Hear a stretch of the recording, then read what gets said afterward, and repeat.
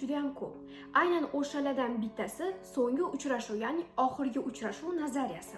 Bitta insondan olishingiz mumkin bo'lgan darsni olganingizdan keyin u inson bilan bitta mahallada turasizmi, bitta ishda ishlaysizmi yoki sizlarni uchrashib qolishingiz mumkin bo'lgan bir xil ko'chalardan yursangiz ham, u insondan keraklicha darsni olib bo'lgan bo'lsangiz, u inson bilan taqdir sizni qayta uchrashtirmas ekan.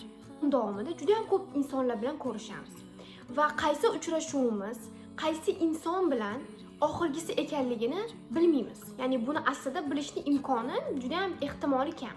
Men o'zimda ham xuddi shunaqa narsa bo'lgan. Men bitta insondan juda ham katta dars oldim.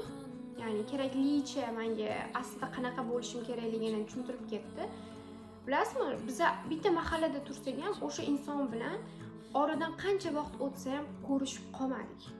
Ya'ni bizani yo'limiz umuman kesishmadi. Men mana shu nazariyani o'qiganimda bitta insondan keraklicha darsni olib bo'lganingizdan keyin taqdir sizlarni qayta uchrashtirmaydi degan yozuvini o'qiganimdan keyin aynan o'zimda yashalib o'tilgan mana shu situatsiyani esladim.